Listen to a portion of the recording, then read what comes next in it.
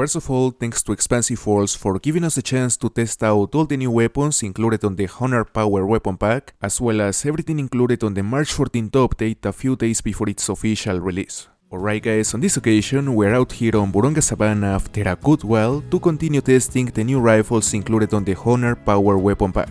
You know, the last time we tested it mostly on Layton, so today I decided to come here to Vurhonga Savanna because what a better place to test out the new 338 than the map with Gamespock, K-Buffalo and Lions. And of course, since there are species of every size here, is also a great place to test out the new 7mm, which is probably from all the new weapons the one that was more requested by the community. You know, a lot of people, including me, really wanted to see added this 7mm caliber on the bolt action platform. So I'ma shoot one of those Warhogs, which should be absolutely destroyed by this caliber. And as expected, that Warhog is going nowhere.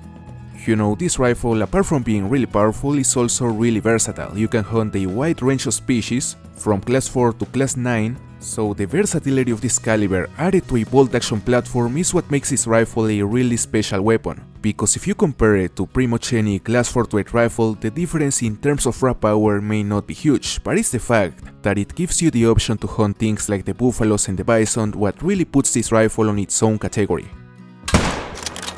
It's simply a weapon that works great on pretty much every single reserve. And if there is one thing that I may not like as much about this bolt action version, is certainly the size of the magazine.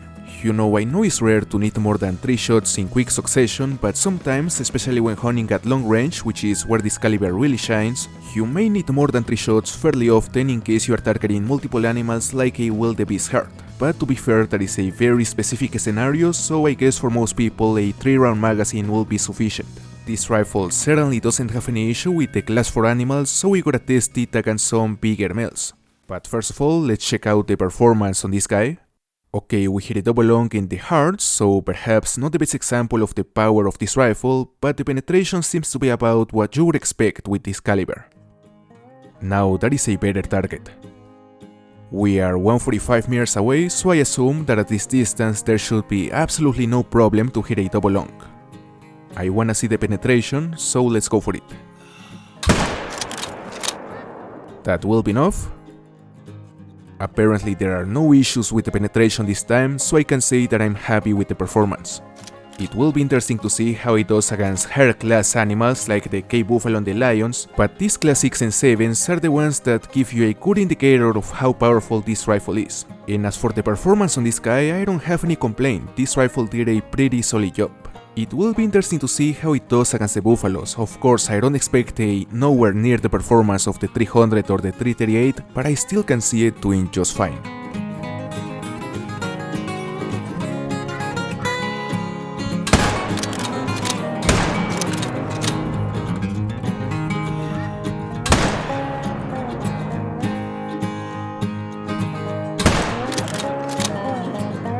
Now, one of the things I really want to test out today that we're here on Vurhonga Savanna is if, as it should, the new 338 is in fact more powerful than the 300. And certainly, the best way to figure that out is to make a direct comparison by shooting the same things at the same distance with these two weapons.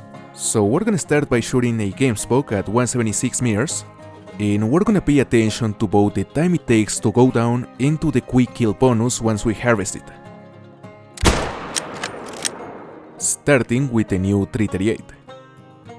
And I should have mentioned that obviously in order to make a good comparison we need to make sure to hit the exact same organs in all the animals we kill while comparing these two rifles, so I'm gonna make sure the shot placement is the same on the next one. Okay, as for this female, telling from how quickly she went down, I would say it's definitely a 100% quick kill bonus. Yeah, double long and 100% quick kill, which is more than an acceptable performance. So I assume that at this distance the quick kill will be pretty much the same with the 300, which means that if there is actually a difference it will only be noticeable at a longer range. But first we gotta confirm that the 300 is also gonna give us a 100% quick kill at that same range. That guy is at 176, so we're gonna attempt the exact same shot.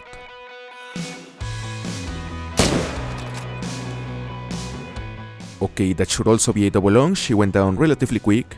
and frankly I didn't notice any difference in how quickly he went down. So at least within the 200 meter range, the performance of both rifles seems to be exactly the same. We gotta test them out from further, and 300 meters sounds like a reasonable range. And if the quick kill is still the same, we can really start thinking in the possibility that these two rifles are actually the same, which would be disappointing. Alright. That female went down extremely quick, so I imagine that apart from hitting a double long, we also hit the lever, and if that is the case, we'll have to repeat the shot because we're only testing double longs. So now I'ma shoot that pool with the 300, just making sure we don't hit anything else this time. We want a clean double long or single long, I don't know if it's gonna have enough penetration. And I think it does because it's going down fairly quick. So let's check out the performance on this guy. We hit a double long and almost too far forward, actually we almost clipped the heart. Like that was insanely close, but I think the shot was good enough for the comparison. Now let's go harvest the cow to confirm that we actually hit the lever and that we have to repeat that shot. Alright, we hit a double long in the lever and the penetration seems to be about the same as the last shot. Although as I said, we'll have to repeat it because we need a clean double long shot. And that seems to be an ideal chance to do so at almost 300 meters. We are just gonna aim right behind the shoulder blade to secure the double long, and I'm pretty sure that it's gonna give us a 100% quick kill bonus. I mean, if the 300 hit, I would certainly expect this 338 to perform just as good or even better, since it is supposed to be the replacement of that 300. Okay, not too bad. Going down relatively quick, but honestly it didn't look too different. You know, that was totally also a 100% quick kill. And well, with the performance of these two rifles being pretty much identical on the Gamesbook, I still refuse to believe that the 338 is not at least a bit more powerful than the 300. So I would say that the best we can do is to choose a species that doesn't give us full quick kill, like the K-Buffalo for instance. Alright guys, we're gonna continue with the comparison between the new 338 and the 300, but this time with the K-Buffalo. These guys are absolute tanks, so the quick kill bonus should be around 75 or 80%.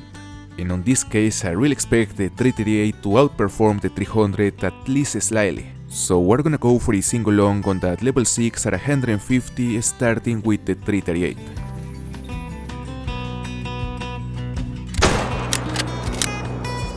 That looked about right, the hell is going down. Now let's check the quick kill percentage. Okay, the shot distance was 151 meters and the penetration is mediocre. But to be fair, this penetration problem is more of an issue with the Buffaloes than with the weapon itself. You know, the 300 normally has the same penetration issue, it barely touches the long, but the important thing here is the quick kill bonus, and on this occasion we got a 77.5% quick kill. Now let's see the quick kill we get using the 300. Alright. He's also going down. Let's check out the performance. Okay, same penetration issue, the bullet barely went through. And as for the quick kill percentage, we have a 78.33%, which is higher than the one we got with the 338. You know, we can keep doing all the tests we want, but I think the result is already very clear. The 338 may outperform the 300 in certain situations, but most of the time the difference is just not there. Well, that is something that I wasn't expecting to see today. I'm not even sure if that is an albino or a leucistic, but I know that regardless of the fur, that is gonna be my second rare bull K-Buffalo ever.